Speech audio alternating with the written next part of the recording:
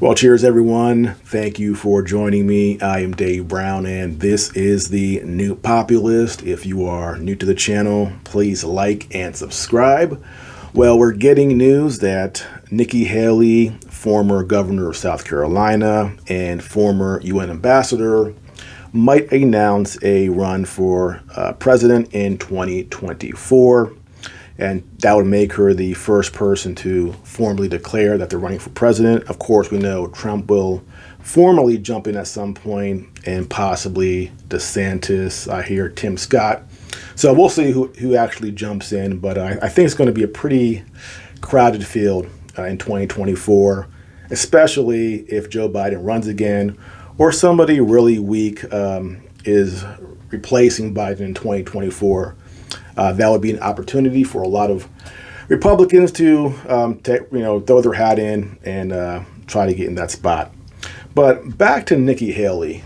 She's an interesting character for me because ostensibly she had a decent relationship with Trump, and it would seem that MAGA might support her if she were to get the nomination over Trump, if, say, Trump were to either not run or if she were to beat him head to head.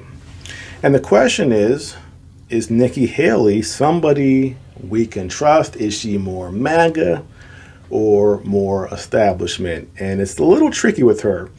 So I want to go through 4 different categories of Republicans in the Trump era.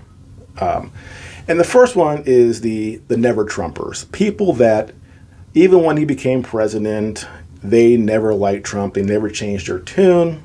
And there are people like Bill Kristol, Max Boot, people that no matter what Trump did, they were there to take shots at him.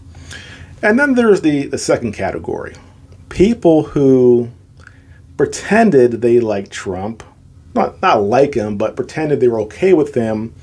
But you could see their seething contempt for him just below the surface. But these people were politicians who had to sort of go along with them because they were fellow Republicans. People like a Paul Ryan. Paul Ryan clearly hates Trump's guts, but when he was Speaker of the House, he had to put on a smile and sort of go along with it. And then you have people who actually like Trump. Your Matt Gaetz, your MTG. They sincerely seem to like Trump, and again I think it's sincere. They really truly talk about him all the time, constantly are mentioning him on Twitter. Even when Trump has been attacked, they're right there. So I would say these people truly liked him. But then there is the third category, the trickiest category, the one that we have to pay attention to because these are the operators that are most slick as far as disguising their true feelings and what they really want to do. And these are people who really seem to like Trump, but don't quite buy into it. These are people like, say, a Ted Cruz, who, toward the end really got along with Trump despite that pretty nasty primary process. And I don't truly believe that Ted Cruz likes Trump. And then you have, again here, Nikki Haley, who, just like many Republicans in 2016, initially said this guy's a joke, but then changed their tune when he got more popular and then supported him once he got the nomination.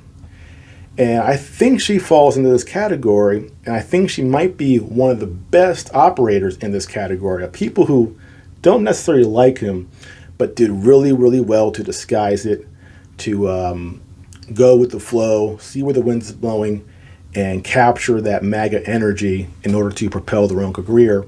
And of course, she was the UN ambassador from January 2017 to December 2018. And then she got out. She got out before the big fireworks in 2019, which was, of course, the first impeachment trial. So she had a relatively low profile within the Trump administration as far as negative attention. And then she wasn't there when things got really rough, because that's when you can judge somebody's real character. When things get tough, is that person going to have your back? Or are they going to disappear and not say anything?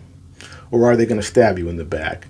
And of course, in 2019 and later in 2021, when we had, or 2020, when we had the second impeachment trial, we saw a lot of people's true colors. And so she was really, really good, I think, at disguising who she is and what she is. And she was able to perfectly position herself.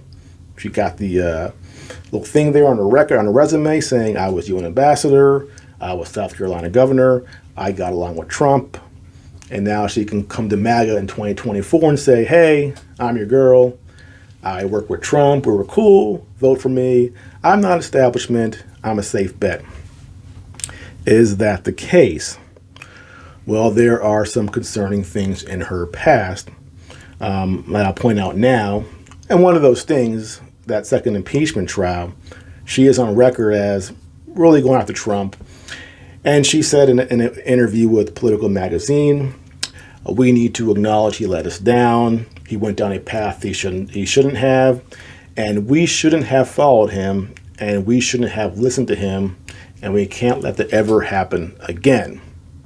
So here she is attacking Trump and saying, we were wrong to follow him. He led us to a bad place, and that can't happen again. So that is the establishment line in 2020 for that second impeachment for January 6th. There's two sides. There's the MAGA side, and she clearly is on the other side. And it's interesting to note later in the article, it mentions the fact that she was doing this tightrope walk between allying herself with Trump, but not going so far as to go afoul of the Republican establishment. And she, again, that's my position. Very careful how she did that, and she did it very, very well. Two other concerns. The first one, she is full-on neocon with this Ukraine conflict. She has openly said we have to keep funding them as late as November of 2022. And that, for me, is a massive thing. Foreign policy, de-escalation of tensions, avoiding a global war. And on this issue, she's with the military-industrial complex. She's with the neocons. She is fully supportive of sending weapons and money to Ukraine. And that's a really big issue for me as far as whether or not I could support her in 2024. And the last thing, which is very interesting, in 2011, she was, let me make sure I get this right, selected as a young global leader for the World Economic Forum.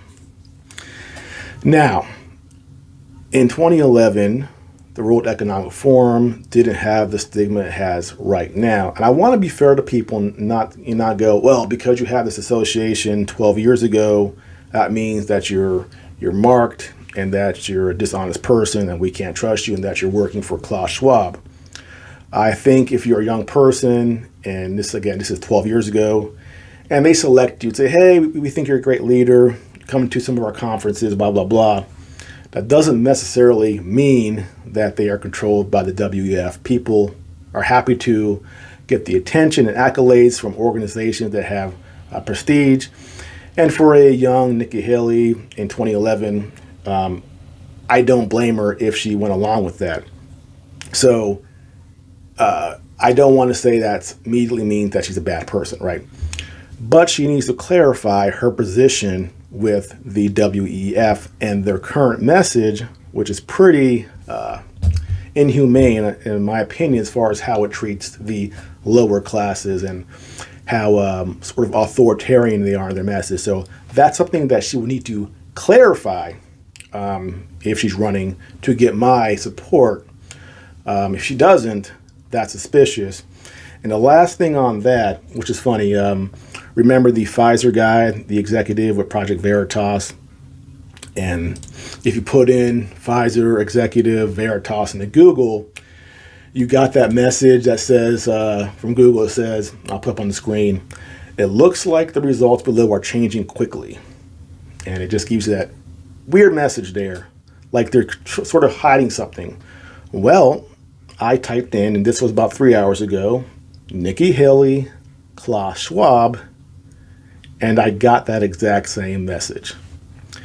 Now, I'm not being Mr. Conspiracy here, but I do find that interesting. And what are the odds that that same message would pop up only a day or so before she announces she's running for president in 2024? Coincidence? You be the judge. So those are my issues with Nikki Haley. One of them, again, foreign policy. Clearly, her position on that is clear. That's a big problem for me. WEF stuff, and the fact that she has been very careful with walking that tightrope. And I give her credit.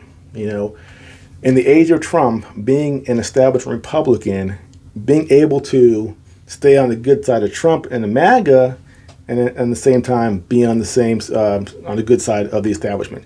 She did it perfectly.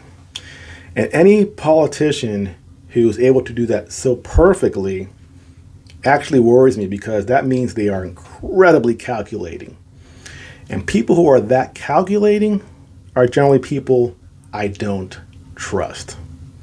So my initial thoughts on her: probably won't support her or give her my support unless there's some major clarifications in some of her positions and some of her past issues. If not, she's a no-go, another establishment stooge, another person who is in bed with the military-industrial complex, and she will not get my support. Well, that's it for now. Again, if you are new to the channel, please like and subscribe. I'll see you next time.